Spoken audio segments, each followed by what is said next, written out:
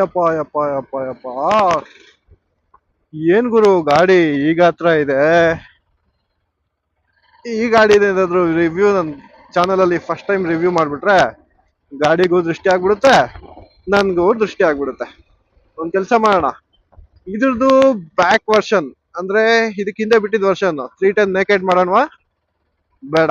Apache 310 ಬೇಡ. ಅಥವಾ fully feed version Apache 310 ಮಾಡೋಣವಾ?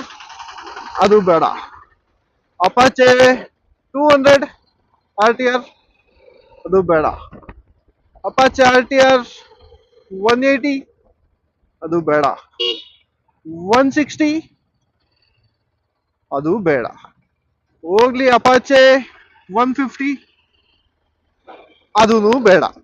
ಒಂದ್ ಕೆಲ್ಸ ಮಾಡೋಣ, ಈ ಅಪಾಚೆಗಳ್ದೆಲ್ಲದ್ರದ್ದು ಒಂದು ಅಪಾಚೆಗೆಲ್ಲ ಒಂದು ಬೇಸ್ ಲೈನ್ ಇದೆ ಅಲ್ಲ, ಯಾವ್ದು ಹೇಳಿ? ಅದೇ ನಿಮ್ಮೆಲ್ಲರ ನೆಚ್ಚಿನ ದ ಓಜಿ ಫಿಯರೋ. ಅದ್ರದ್ದು ರಿವ್ಯೂ ಇವತ್ತು ಮಾಡೋಣ, ಬನ್ನಿ. ಇಷ್ಟೊತ್ತು ಏನ್ ಹೇಳ್ತಾ ಇದ್ದೆ, ಅದೇ ತರ ಒಂದು 25-26 ವರ್ಷ ಹಿಂದಕ್ಕೆ ಹೋದ್ರೆ ಇದಕ್ಕೆಲ್ಲ ಈ ಅಪಾಚೆ ಸೀರೀಸ್ ಏನೇನು ಹೇಳ್ತಾ ಇದ್ದೆ, ಆ ಅಪಾಚೆ ಸೀರೀಸ್ಗೆಲ್ಲಾನು ಒಂದು ಪಾಯ ಅಥವಾ ಅದಕ್ಕೆ ಒಂದು ಅಡಿಗಲ್ಲು ಅಂತ ಏನ್ ಹೇಳ್ತಾರೆ, ಅದು ಬಂದಿದ್ದೆ ಈ ನಮ್ಮ TVS ಸುಜುಕಿ ಫಿಯರೋ ಇಂದ. ಸೊ ಅದ್ರದ್ದೆಲ್ಲದ್ರದ್ದು ಗ್ರ್ಯಾಂಡ್ ಫಾದರ್ ಅಂತ ಹೇಳ್ಬೇಕಾದ್ರೆ ನಮ್ದು ಸುಜುಕಿ ಫಿಯರೋ ಅಂತ ಹೇಳ್ಬೋದು. ಗಾಳಿ ಜಾಸ್ತಿ ಇದೆ, ಯಾವ ತರ ಆಡಿಯೋ ಬರ್ತಾ ಇದೆ ಗೊತ್ತಿಲ್ಲ, ಯಾಕಂದ್ರೆ ಇದೇ ನಂದು ಫಸ್ಟ್ ವಿಡಿಯೋ ಮಾಡ್ತಾ ಇರೋದ್ರಿಂದ. ಕೇಸ್ ಏನಾದ್ರು ಗ್ಲಿಚಸ್ ಆಗಿದೆ ದಯವಿಟ್ಟು ಮನ್ಸಿಗೆ ಹಾಕೋಬಿಡಿ ಅಂಡ್ ಸಪೋರ್ಟ್ ಮಾಡಿ ಅಂತ ಹೇಳ್ತಾ ವಿಡಿಯೋ ಸ್ಟಾರ್ಟ್ ಮಾಡೋಣ. 1980s ಅಲ್ಲಿ TVS ಮತ್ತೆ ಸುಜುಕಿದು ಒಂದು ಟೈಅಪ್ ಆಗುತ್ತೆ ಇಂಡಿಯಾದಲ್ಲಿ. ಸುಜುಕಿ ಬಂದು ಮಾರ್ಕೆಟಿಂಗ್ ಮಾಡೋಕ್ಕೆ ಆಗಿರ್ಬೋದು ಅಥವಾ ಗಾಡಿಗಳು ರಿಲೀಸ್ ಮಾಡೋದಕ್ಕೆ ಆಗಿರ್ಬೋದು, TVS ಜೊತೆ ಟೈಅಪ್ ಆಗ್ತಾರೆ. ಆಗ ಬಂದಿದ್ದ ಗಾಡಿಗಳಂತ ಅಂದ್ರೆ ಯಾವ್ದು ಅಂದ್ರೆ TVS Max 100 ಇರ್ಬೋದು, AX 100 ಅಂತ ಬರ್ತಾ ಇತ್ತು. ಅದಾದ್ಮೇಲೆ ಸಮುರೈ ಇರ್ಬೋದು, ಅದಾದ್ಮೇಲೆ ಶೋಗನ್ ಇರ್ಬೋದು. ಸೊ ಈ ತರ ಸುಮಾರು ಗಾಡಿಗಳು, ಸೂಪ್ರಾ ಅಂತ ಗಾಡಿ ಬರ್ತಾ ಇತ್ತು ಆ ಟೈಮಲ್ಲಿ. ಇದೆಲ್ಲ 2 ಸ್ಟ್ರೋಕ್ ಗಾಡಿಗಳನ್ನ ಮಾಡ್ತಾ ಇರ್ತಾರೆ. ಸೊ 1998-2000 ಟೈಮ್ಗೆ ಬಂದು ಈ TVS ಸುಜುಕಿ ಫಿಯರೋ ಅಂತ ಗಾಡಿನ ಲಾಂಚ್ ಮಾಡ್ತಾರೆ. ಈ TVS ಸುಜುಕಿ ಫಿಯರೋ, ಈ ಫಿಯರೋ ಅಂದ್ರೆ ಏನಂದ್ರೆ ಪ್ರೌಡ್ ಅಂತ. ಈ ಅರ್ಲಿ 2000s ಟೈಮಲ್ಲೆಲ್ಲ ಜನ ಬಜಾಜ್ ಚೇತಕ್ ಮೇಲೆ ತುಂಬಾ ಕ್ರೇಜ್ ಇತ್ತು. ಸೊ ಜೊತೆಗೆ ಹೀರೋ ಹೋಂಡಾ ಸ್ಪ್ಲೆಂಡರ್ ಇರ್ಬೋದು, ಈ ತರ ಗಾಡಿಗಳು. ಜೊತೆಗೆ ಬಜಾಜ್ ಅಲ್ಲಿ ಅವಾಗ ಕ್ಯಾಲಿಬರ್ ಅಂತ ಇಂಟ್ರೊಡ್ಯೂಸ್ ಆಗಿತ್ತು. ಈ ಗಾಡಿಗಳ ಮೇಲೆ ಜನಕ್ಕೆ ತುಂಬಾ ಇಷ್ಟ ಆಯ್ತು. ಆ ಟೈಮಲ್ಲಿ ಬಂದಿದ್ದಂತ ಒಂದು ಲೆಜೆಂಡರಿ ಗಾಡಿ ಅಂದ್ರೆ ಈ Suzuki Fiero. So Suzuki Fiero ಬಂದು ಒಂದು ಕಂಪ್ಲೀಟ್ಲಿ ಪರ್ಫಾರ್ಮೆನ್ಸ್ ಗಾಡಿ ಅಂತಾನೂ ಹೇಳಕ್ಕಾಗಲ್ಲ, ಕಂಪ್ಲೀಟ್ಲಿ ಫ್ಯಾಮಿಲಿ ಗಾಡಿ ಅಂತಾನೂ ಹೇಳಕ್ಕಾಗಲ್ಲ, ಕಂಪ್ಲೀಟ್ಲಿ ಮೈಲೇಜ್ ಕೊಡೋ ಗಾಡಿ ಅಂತಾನೂ ಹೇಳಕ್ಕಾಗಲ್ಲ, ಅಥವಾ ಕಂಪ್ಲೀಟ್ಲಿ ಸ್ಪೋರ್ಟ್ಸ್ ಬೈಕ್ ಅಂತಾನೂ ಹೇಳಕ್ಕಾಗಲ್ಲ. 150cc ಗಾಡಿ. ಆ ಟೈಮಲ್ಲಿ 12 BHP ನಿಮ್ಗೆ ಹಾರ್ಸ್ ಪವರ್ ಸಿಗ್ತಾ ಇತ್ತು, 12 Nm ಆಫ್ ಟಾರ್ಕ್ ಸಿಗ್ತಾ ಇತ್ತು. ಇವಾಗ ಇದೆಲ್ಲ ಕಮ್ಮಿ ನಂಬರ್ಸ್ ಅನ್ಸ್ಬೋದು, ಬಟ್ ಯೋಚನೆ ಮಾಡಿ, ಒಂದು 26 years ಬ್ಯಾಕ್ 12 BHP ಗಾಡಿ ಒಂದು ರಿಲೀಸ್ ಆಯ್ತು ಅಂಡ್ ಜನ all of a sudden rush ಆದ್ರು TVS ಸುಜುಕಿ ಫಿಯರೋ ಬೇಕು ಅಂತ. ಸೊ ಈ ತರ ಓಡ್ತಾ ಇದ್ದ ಗಾಡಿ ಆಲ್ ಆಫ್ ಎ ಸಡನ್ ನಿಂತೋಯ್ತು. ಸೊ ಇದಕ್ಕೆ ಫೇಲ್ಯೂರ್ಗೆ ಕಾರಣ ಯಾರು ಅಂದ್ರೆ TVS ಕಾರಣ, ಸುಜುಕಿದು ಕಾರಣ. ಯಾಕೆ ಅಂದ್ರೆ ಇಬ್ರದ್ದು ಅಪ್ಪ ಅಮ್ಮ ಅಂತ ತಗೊಂಡ್ರೆ ಹುಟ್ಟಿದಂತ ಚಿನ್ನದಂತ ಮರಿ ಇದು. ಅಪ್ಪ ಅಮ್ಮ ಇಬ್ರು ದೂರ ಆದ್ರು, ಮರಿನ ಏನ್ ಮಾಡ್ಬೇಕು ಗೊತ್ತಾಗ್ಲಿಲ್ಲ. ಇದೊಂದು ರೀಸನ್ಗೆ ಇದು ಫ್ಲಾಪ್ ಆಯ್ತು. ಇದಾದ್ಮೇಲೆ TVS ಅವರು ಒಂದೆರಡು ಟ್ರಯಲ್ ಮಾಡ್ತಾರೆ. TVS ಫಿಯರೋ ಇರ್ಬೋದು, ಫಿಯರೋ FX ಇರ್ಬೋದು, ಅದರ ಜೊತೆಗೆ ಫಿಯರೋ F2 ಅಂತ ಏನೋ ಟ್ರೈ ಮಾಡ್ತಾರೆ. ಬಟ್ ನಮ್ ಜನ ಬುದ್ಧಿವಂತರು, ಇದ್ರಲ್ಲಿ ಇದ್ದಿದ್ ಮಜಾ ಯಾವ ಗಾಡಿದಲ್ಲೂ ಬಂದಿಲ್ಲ. ಇದ್ರಲ್ಲಿ ಇದ್ದಿದ್ದು ಆ ಕಂಫರ್ಟ್ನೆಸ್ ಯಾವ ಗಾಡಿದಲ್ಲೂ ಕಾಣಿಸ್ಲಿಲ್ಲ. ಇದ್ರಲ್ಲಿ ಇದ್ದಿದ್ದು ಆ ಫಿಯರ್ಸ್ ಯಾವ್ದಲ್ಲೂ ಕಾಣಿಸ್ಲಿಲ್ಲ. ಹಾಗಾಗಿ ಗಾಡಿ ಯಾರು ತಗೊಂಡಿಲ್ಲ. ಅದಾದ್ಮೇಲೆ ಗಾಡಿ ಡಿಸ್ಕಂಟಿನ್ಯೂ ಆಗುತ್ತೆ.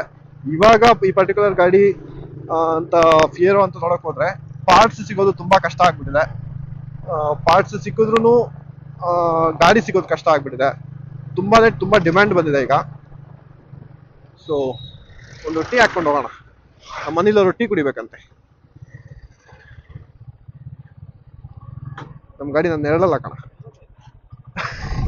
ಸ್ಪೆಸಿಫಿಕೇಶನ್ಸ್ ಅಂತ ಬಂದರೆ ಈ ಪರ್ಟಿಕ್ಯುಲರ್ ಗಾಡಿಯಲ್ಲಿ 147.5cc ಏರ್ ಕೂಲ್ಡ್ ಇಂಜಿನ್ ಬರುತ್ತೆ. ಜೊತೆಗೆ 12 BHP horse power and 12 Nm of torque ಬರುತ್ತೆ. ಹಿಂದೆ ಮುಂದೆ ಎರಡು ಸೈಡೂ ನಿಮಗೆ 14 inch ವೀಲ್ಸ್, ಸ್ಪೋಕ್ ವೀಲ್ಸ್ ಕೊಟ್ಟು. ಮೇಜರ್ ಒಂದು ಥಿಂಗ್ ಎಕ್ಸ್ಪ್ಲೈನ್ ಮಾಡಬೇಕು, ಅದೇನಂದರೆ ಡಿಫೈ ಲಾಜಿಕ್ ಅಂತ. ಸೊ ಈಗ R15 ಯಾವ ಥರ ವೇರಿಯಬಲ್ ವ್ಯಾಲ್ವ್ ಆಕ್ಚುಯೇಷನ್ ಅಂತ ಇದೆ, ಅದೇ ಥರ ಇದರಲ್ಲಿ ಡಿಫೈ ಲಾಜಿಕ್ ಅಂತ ಒಂದು ಟೆಕ್ನಾಲಜಿ ಯೂಸ್ ಮಾಡಿದ್ರು ಆ ಟೈಮಲ್ಲಿ, ಡಿಜಿಟಲ್ ಫ್ಯೂಲ್ ಇಂಜೆಕ್ಷನ್ ಟೆಕ್ನಾಲಜಿ ಅಂತ. ಇದರಲ್ಲಿ ಏನಾಗುತ್ತೆ ಅಂದರೆ ನಮ್ಮ ಇಂಜಿನ್ ಕ್ರ್ಯಾಂಕ್ ಶಾಫ್ಟ್ ಎಷ್ಟು ಸ್ಪೀಡ್ ಜಾಸ್ತಿ ರೊಟೇಷನ್ ಆಗುತ್ತೋ ಅಷ್ಟು ಜಾಸ್ತಿ ಫ್ಯೂಲ್ ಇಂಜೆಕ್ಟ್ ಆಗೋದಿರ್ಬೋದು, ಕಾರ್ಬೋರೇಟ್ರಿಂದ ಏರ್ ಮಿಕ್ಸರ್ ಸಪ್ಲೈ ಆಗೋದಿರ್ಬೋದು, ಎಲ್ಲಾನು ಡಿಪೆಂಡ್, ಒಂದು ಸಿಸ್ಟಮ್ ಮೇಲೆ ಡಿಪೆಂಡ್ ಆಗಿ ವರ್ಕ್ ಆಗ್ತಾ ಇತ್ತು. ಆ್ಯಂಡ್ ಆ ಟೈಮಲ್ಲಿ O H C cam shafts ಕೊಟ್ಟಿದ್ರು, ಸಿ ಡಿ ಕಾಯಿಲ್ಸ್ ಇಲ್ದಿರ ಒ ಎಚ್ ಸಿ ಕೊಟ್ಟಿದ್ರು. ಸೊ ಇದರಿಂದ ನಿಮ್ಮ ಆರ್ ಪಿ ಎಮ್ಮು ಬೆಟರ್ ಆಗ್ತಾ ಇತ್ತು. ಸೊ ಅದಕ್ಕೋಸ್ಕರ ಈ ಗಾಡಿನ ಎಲ್ಲರೂ ತುಂಬಾ ಅಂದರೆ ತುಂಬ ಇಷ್ಟಪಡೋಕ್ಕೆ ಸ್ಟಾರ್ಟ್ ಮಾಡಿದ್ರು. ಕಾಲೇಜ್ ಸ್ಟೂಡೆಂಟ್ಸ್ ಇರ್ಬೋದು ಆ್ಯಂಡ್ ಫ್ಯಾಮಿಲಿ ಯೂಸ್ಗೂ ಆಗ್ತಾ ಇತ್ತು. ಆ್ಯಂಡ್ ಈ ಪರ್ಟಿಕ್ಯುಲರ್ ಗಾಡಿದಲ್ಲಿ ನಮಗೆ ಸೆಲ್ಫ್ ಸ್ಟಾರ್ಟು ಇದೆ, ಜೊತೆಗೆ ಕಿಕ್ ಸ್ಟಾರ್ಟರು ಇದೆ. ಬನ್ನಿ ಜೊತೆಗೆ ಇವಾಗ ಒಂದು ರೌಂಡ್ ಹೋಗ್ಬಿಟ್ಟು ಬರೋಣ, ಗಾಡಿ ಫೀಲ್ ಯಾವ ಥರ ಇದೆಯೋ ನೋಡ್ಕೊಬರೋಣ.